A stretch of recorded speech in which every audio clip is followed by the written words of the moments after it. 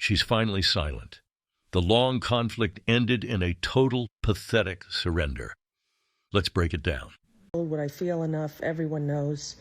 There's no reason to keep doing it and to let him have space in my brain and heart, even though what he's doing to America will continue to trouble me.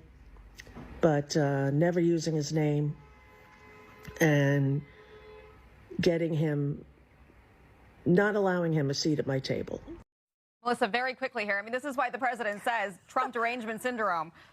No, I mean, listen, the irony sort of writes itself when you say that I'm not going to let him occupy any space in my brain, and then you do a TikTok where you're devoting time and space to Donald Trump. If you want to get why she's so burnt out right now, we've got to look at a feud that's been dragging on for nearly 20 years. This didn't start with the golden escalators or those massive rallies that flipped American politics on its head. No, this goes back to 2006. A petty fight over a pageant winner lit a fuse that's been burning ever since. For years, Rosie made herself the face of the so-called resistance. She used every megaphone she had, from the desk at The View to the front lines of social media, to fire shots at the man who would eventually take the White House. It wasn't just a political beef. For her, it was a holy war. She honestly thought she was the one protecting our values, but the rest of us? We just saw someone descending into a full-blown, scary obsession. This backstory matters because it explains why she looks the way she does today. After decades of screaming into the void is finally screaming back, and you can see the damage right there on her face. So there's this new clip floating around, and it's honestly hard to watch. Rosie shows up looking exhausted, dropping a revelation that we probably all saw coming. She's officially evicting the former president from her vocabulary. Why? She's framing it as a matter of self-preservation. She's claiming that by burying his name, she can stop him from taking up space in her brain and heart. It's raw, it's messy, and it's deeply uncomfortable. She's admitting that just the fact that he exists still tears her apart inside, so she thinks silence is the only weapon she has left. This is the textbook definition of what people call Trump derangement syndrome.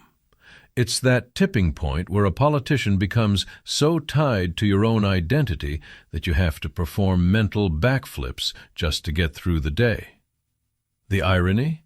By making a whole video about her silence, she's made him the center of the world all over again.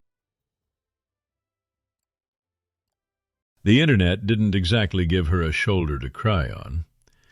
The reaction from the public was fast, and it was brutal. Social media lit up with nothing but mockery. And can you blame them? There's a massive hole in her logic.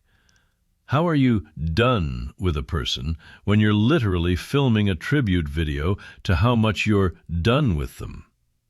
It shows a complete breakdown in how the Hollywood elite deals with a world they can't control anymore. They just can't handle a reality that doesn't fit their script. People online were quick to point out that we've seen this movie before.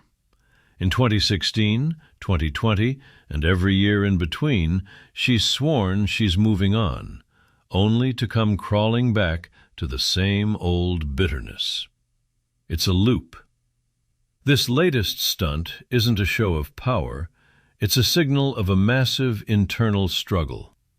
It shows just how deep the rot goes in this country, where we don't just disagree anymore, we let politics become a permanent, agonizing wound. Forget the headlines for a second. There's a darker side to this story.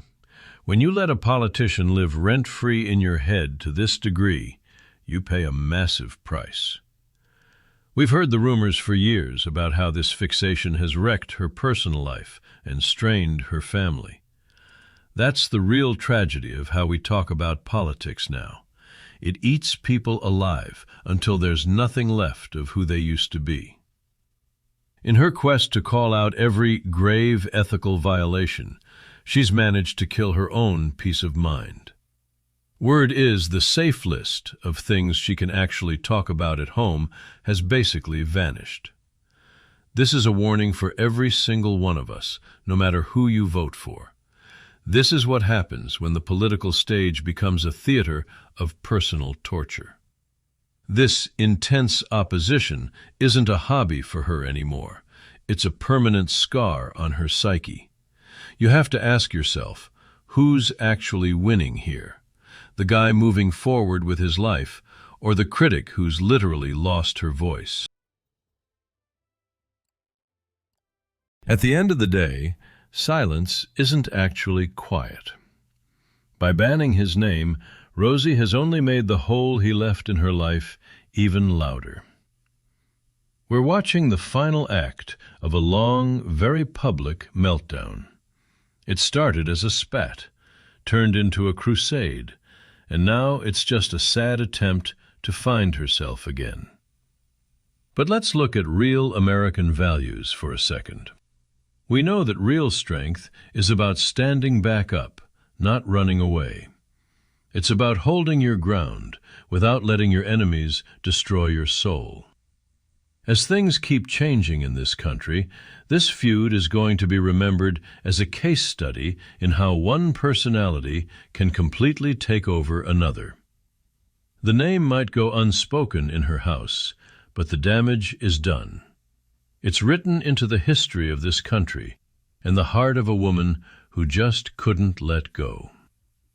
This isn't just celebrity gossip. It's a mirror held up to a broken nation, and a warning of what happens when you let hate run the show. This report is complete, but the fight is just beginning. Subscribe now to stand with us.